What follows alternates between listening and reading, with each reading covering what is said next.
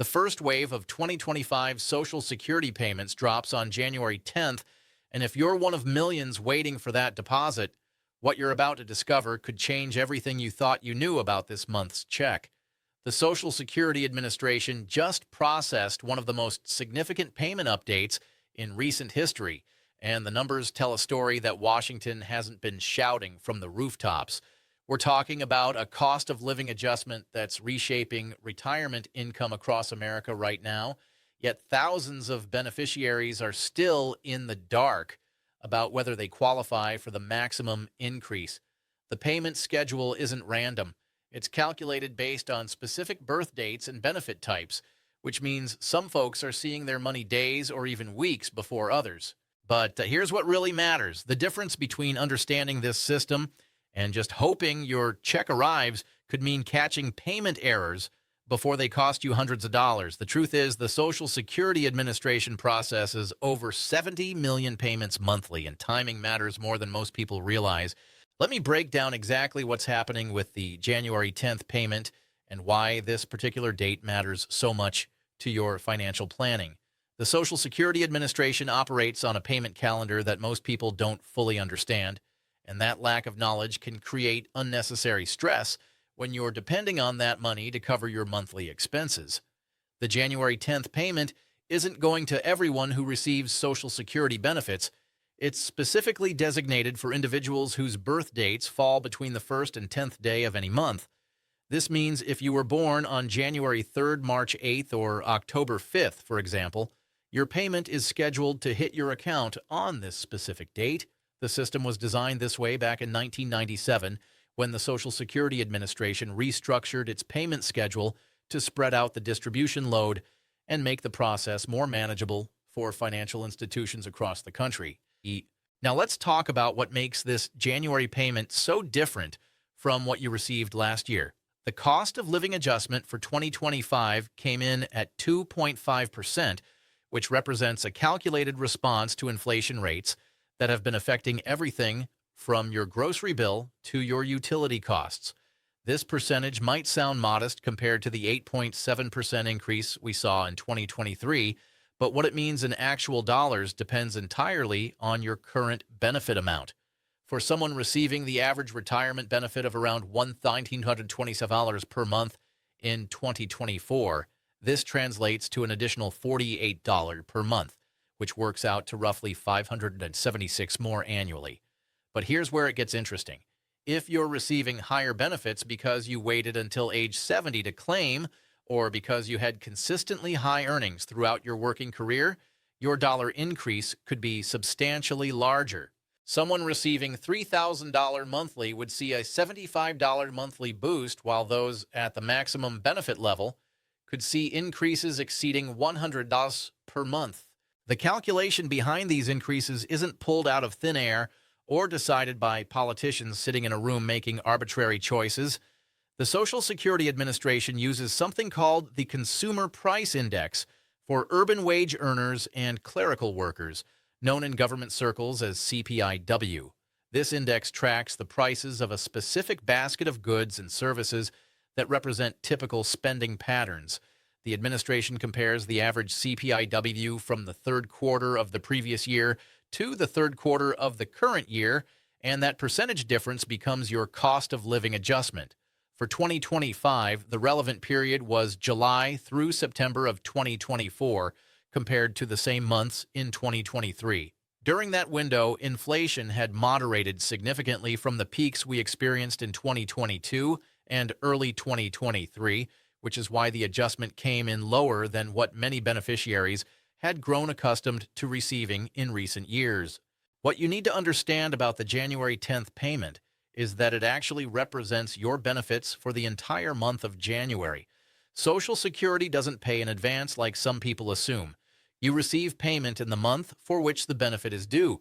This is different from how supplemental security income works, which does pay at the beginning of the month for that upcoming month.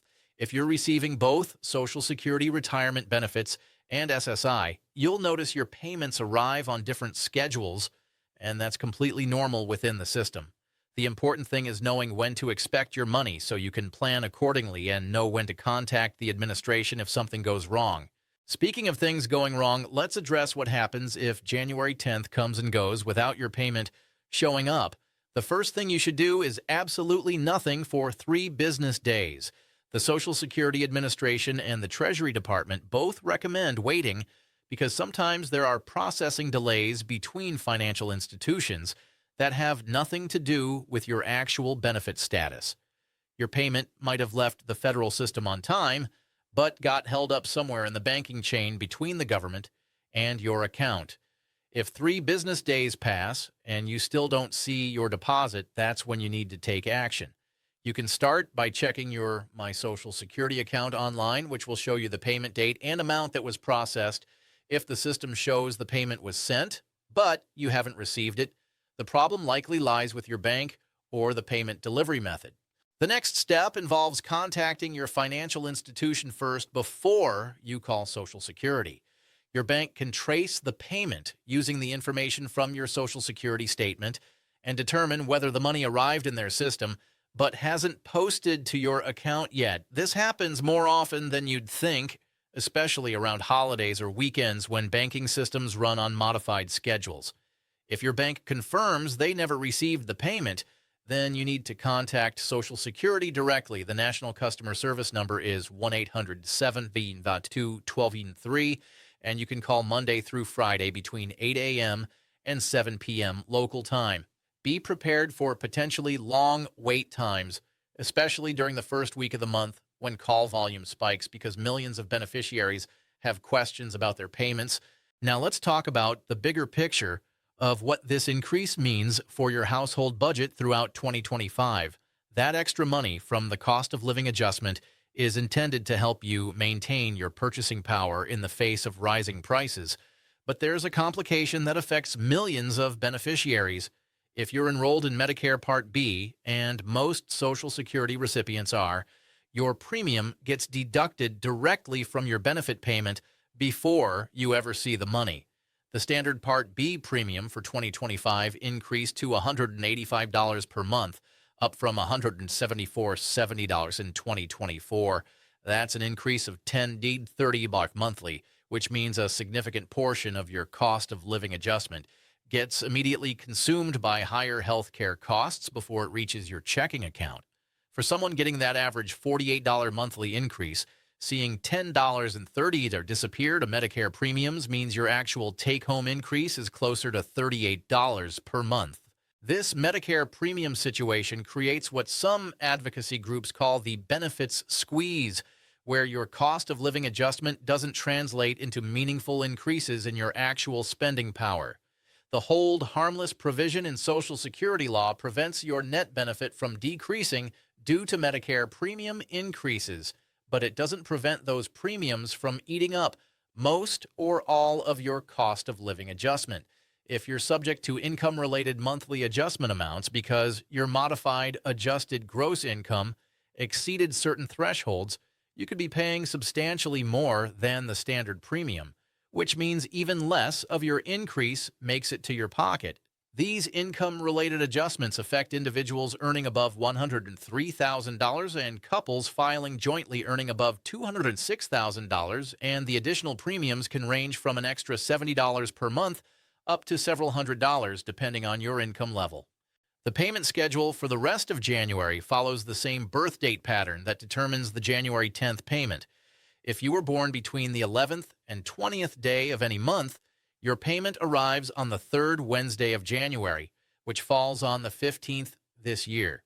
Those born between the 21st and 31st receive their payments on the 4th Wednesday, January 22nd. The only beneficiaries who don't follow this schedule are those who started receiving benefits before May 1997, or those receiving both Social Security and SSI. These individuals get their payments on the 3rd of each month, regardless of birth date. Understanding where you fall in this schedule eliminates the anxiety of wondering when your money will arrive and allows you to plan your bill payments and other financial obligations around your known deposit date. One aspect of the January payments that catches people off guard involves taxation.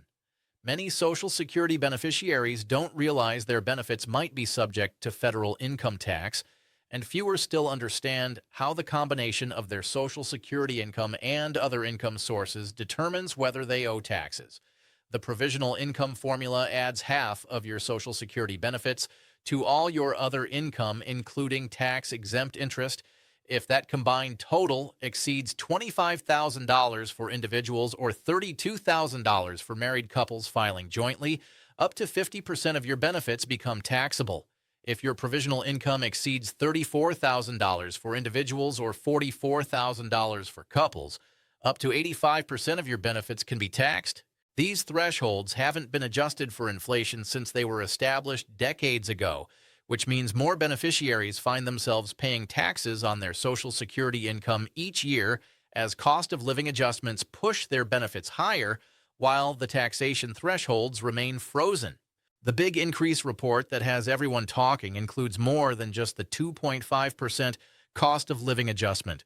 The Social Security Administration also announced changes to the earnings test limits for beneficiaries who continue working while collecting benefits before reaching full retirement age. For 2025, if you're under full retirement age for the entire year, you can earn up to $23,400 without any reduction in benefits. Once you exceed that threshold, the Social Security Administration withholds $1 in benefits for every $2 you earn above the limit. In the year you reach full retirement age, the limit jumps to $62,160, and the withholding ratio improves to $1 withheld for every $3 above the limit. Once you reach your full retirement age, the earnings test disappears completely, and you can earn unlimited income without any reduction in your Social Security benefits. These limits increased from $22,320 and $59,520 respectively in 2024, representing meaningful opportunities for beneficiaries who want or need to continue working. The maximum possible Social Security benefit also increased for 2025, reaching $5,100 per month for workers retiring at age 70. This represents the absolute ceiling of what anyone can receive, and achieving this maximum requires having earned at or above the Social Security wage base for 35 years and delaying benefits until age 70. The reality is that very few beneficiaries ever reach this maximum because it requires both consistently high earnings throughout a long career and the financial ability to delay claiming benefits for years beyond full retirement age. For workers retiring at full retirement age in 2025, the maximum benefit is $4,018 per month, while those claiming at the earliest eligible age of 62 can receive a maximum of $2,931 monthly. These figures represent important benchmarks for understanding where your benefits fall within the overall distribution of Social Security payments. Looking at your January 10th payment, you should also verify that all the information on your payment statement is accurate. The Social Security Administration occasionally makes errors in calculating benefits, and while their systems are generally reliable, mistakes do happen. Check that your Medicare premium deduction is correct. Verify that any federal or state tax withholding you requested is being applied properly, and make sure the gross benefit amount matches what you expected based on the 2.5% increase. If you notice any discrepancies, document them carefully and contact the Social Security Administration as soon as possible. Benefits errors can sometimes persist for months if not caught and corrected promptly, and the sooner you identify a problem, the easier it is to fix and recover any underpaid benefits. The beginning of a new year is also the perfect time to review your entire Social Security situation and make sure your records are current. Log into your My Social Security account and verify that your mailing address, direct deposit information, and contact details are all accurate. If you've changed banks or moved in the past year and forgot to update your information, that could explain payment delays or other issues. You should also review the earnings history that Social Security has on file for you, especially if you're still a few years away from claiming benefits. Errors in your earnings record can reduce your future benefit amount, and you have a limited window to correct these mistakes. The Social Security Administration recommends checking your earnings record at least once a year to catch any problems, while the documentation needed to fix them is still readily available.